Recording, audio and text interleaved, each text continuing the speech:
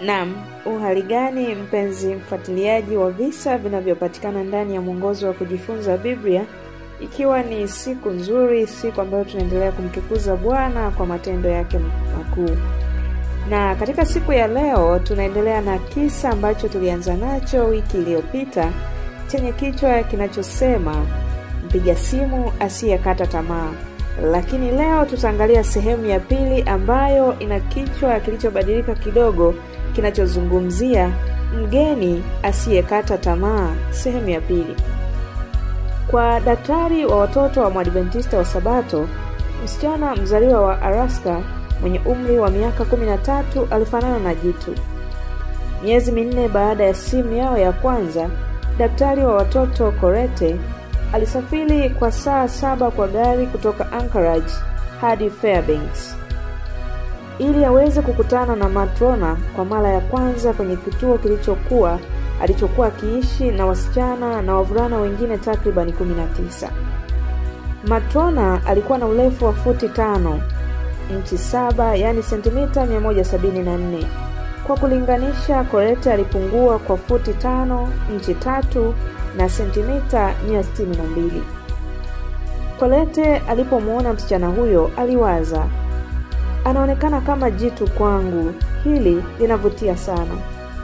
Matrona ambaye alikuwa ameketi sakafuni katika chumba cha mikutano alikuwa mwenye aibu sana na hakutaka kuzungumza kwanza.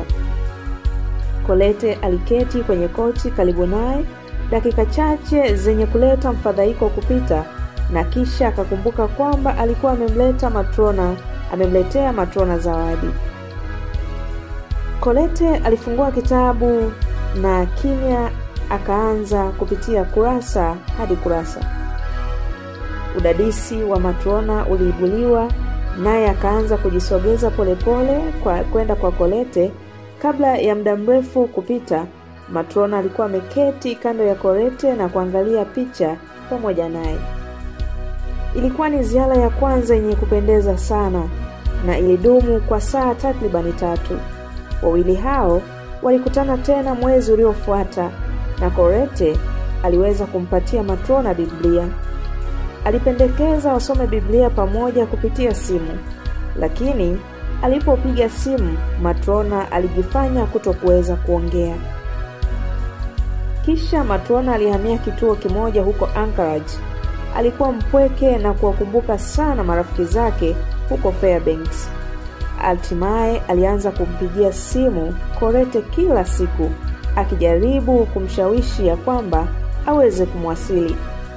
Colette wakati huo alianza mchakato wa kubadilisha kazi yake kama daktari wa watoto huko Anchorage ilikuwa inaisha, na alikuwa akijiandaa kuhamia Bethel, jamii kubwa zaidi magharibi mwa Alaska yenye idadi ya watu takriban 6,000. Angefanya kazi katika hospitali mojawapo huko. Matrona alisema alipopata habari kuhusu kuhama kwake. Bethel ilikuwa ni kijiji kidogo na alifikiri patakuwa hapavutii sana. Kisa hiki cha utume kinatoa mtazamo wa ndani wa mradi uliopita wa shule ya Sabato ya 13. Daktari wa watoto Colette pia ni kiongozi msaidizi wa kanisa la Waadventista wa Sabato la Bethel huko Alaska, lililopokea sehemu ya sadaka ya Sabato ya 13 mnamo mwaka 2024.